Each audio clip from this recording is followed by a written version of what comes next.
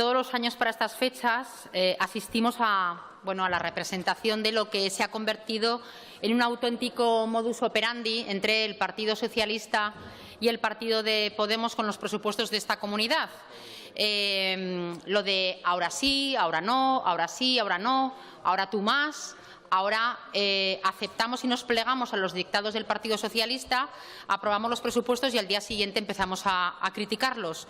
Y esta representación pues, coincide con lo que todos los años los grupos de la oposición tratamos de hacer, que es la valoración de lo que ha sido la ejecución y la aceptación de los compromisos de cada uno de los presupuestos. Y esa valoración es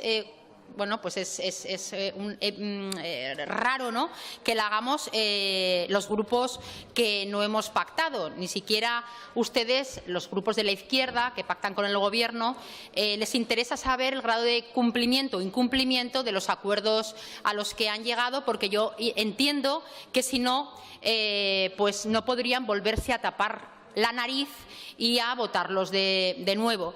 Y nosotros, con la legislatura prácticamente finiquitada y con la orden de cierre presupuestaria de 2018 publicada, creemos que es un buen momento para hacer balance del cumplimiento de los objetivos presupuestarios en esta legislatura.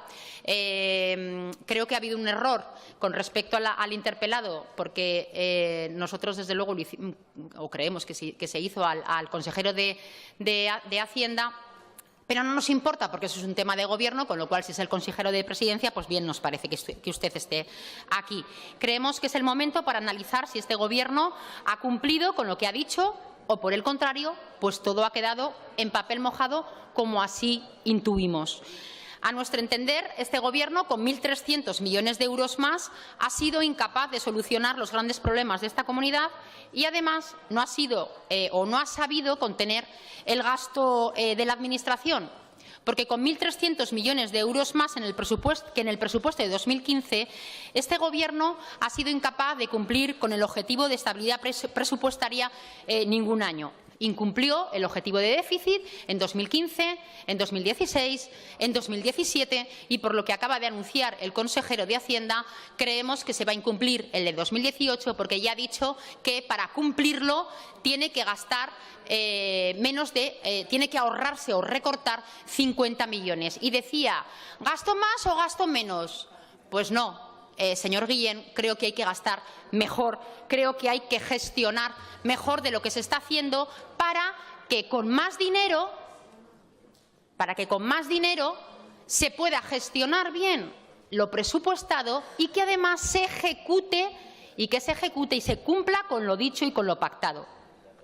Y, desde luego, entendemos que este Gobierno, además, ha tenido la posibilidad de gestionar con muchísimo dinero más, porque ha batido el récord de recaudación fiscal en lo que va de año. Y, sin embargo, por los datos recientemente publicados, solo ha sido capaz de ejecutar el 25% de la inversión presupuestada en el año 2018. Solo una mínima parte ejecutada de todas sus promesas en equipamientos e infraestructuras que este Gobierno hizo y anunció al aprobar las cuentas. Y, por lo tanto, el esfuerzo que este Gobierno está haciendo por reducir el déficit está siendo a costa de no ejecutar las partidas inversoras. Y, aun con todo, ya veremos al final en qué queda todo. ¿Saben de verdad la importancia que tiene la inversión pública en esta comunidad autónoma y en cualquiera, no solo para satisfacer las necesidades básicas de la ciudadanía, sino también para reactivar la economía? Porque esta comunidad no se puede seguir permitiendo bloquear e inejecutar partidas de inversión. Tener carreteras, tener hospitales, obras, es tarea del sector público e indispensable para elevar la competitividad de esta comunidad y la productividad de nuestras empresas. Y la triste realidad es que la incapacidad de este Gobierno por gestionar bien los presupuestos les ha llevado a que la inversión pública esté en mínimos históricos por su baja ejecución. Y a esta sequía inversora se suma la incapacidad de ejecutar sus propios presupuestos. Solo un 25% de ejecución en materia de inversión. Por lo que, unido a la inejecución de 2015, de 2016 y de 2017, vamos a ver cómo va a quedar y cómo se va a cerrar la legislatura con uno de los porcentajes más bajos de inversión que se recuerdan en el Pignatelli. Y como consecuencia de los incumplimientos en materia de déficit, luego han venido los toques de atención del Ministerio de Hacienda, que hay que recordar que esta comunidad estuvo intervenida y que además ha habido bloqueos, no disponibilidades de partidas presupuestarias, etcétera, etcétera. Por no hablar de los agujeros presupuestarios, que en 2017 se elevaron a 187 millones de euros y en 2016 a 280 millones de euros. Por lo tanto, sin cumplir sus promesas, con estos mimbres, ¿qué cestas pretenden hacer en 2019?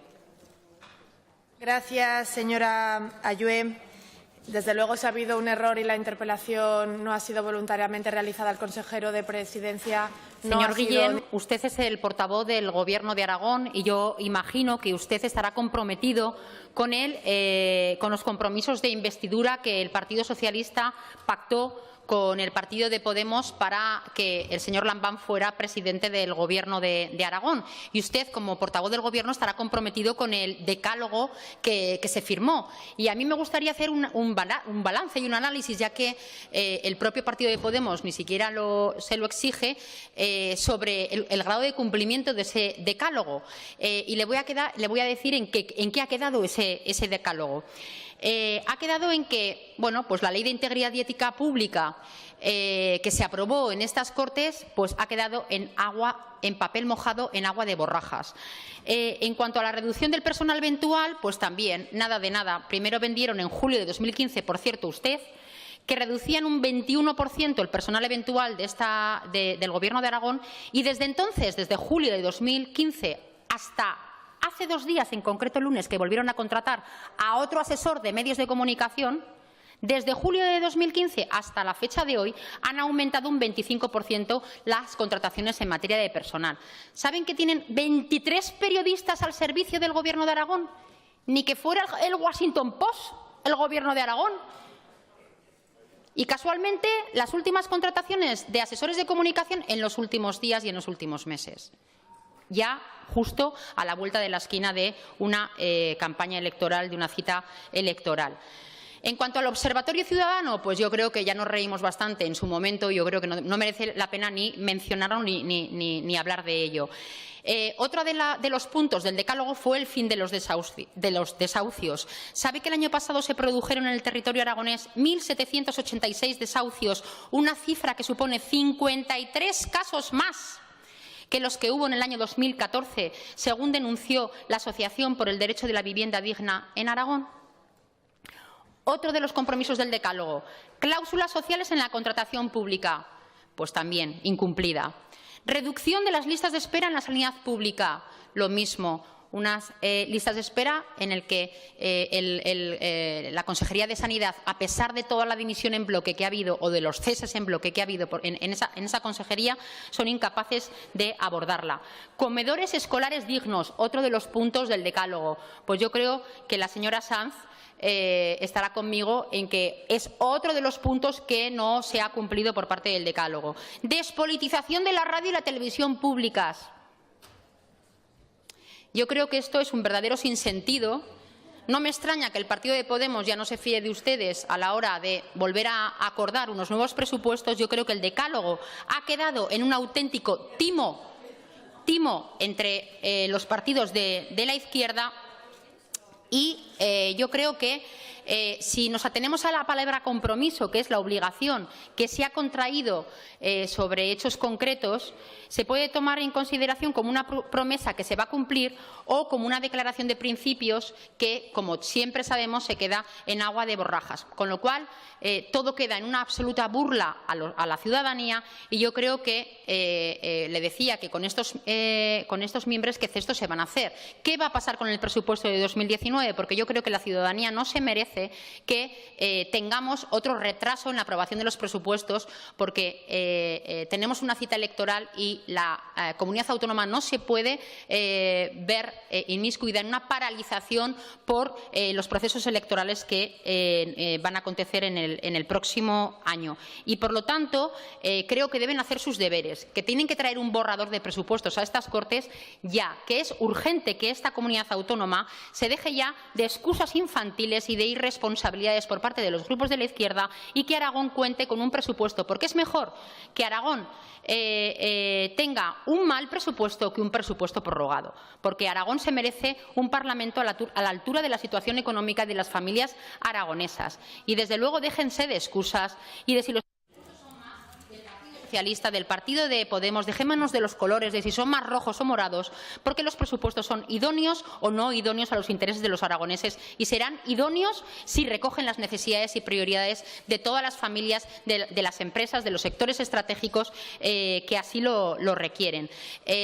No me da tiempo más a decirle todos los incumplimientos que este Gobierno ha hecho en cuanto a las becas de comedor todavía sin pagar, en cuanto a las convocatorias públicas, como la última de diversificación energética y convocatoria de ahorro energético, que se va a quedar sin ejecutar, porque a los ayuntamientos se les exige 5 días en los que tienen que sacar pliegos, adjudicar, hacer las obras. No me da tiempo de hablarle de las carreteras que siguen esperando, del plan de retorno joven, de la renta básica paralizada, de la ley de capitalidad, de la vergüenza del ICA, del pacto de la ciencia y de todos los incumplimientos que sigue haciendo este Gobierno. Gracias.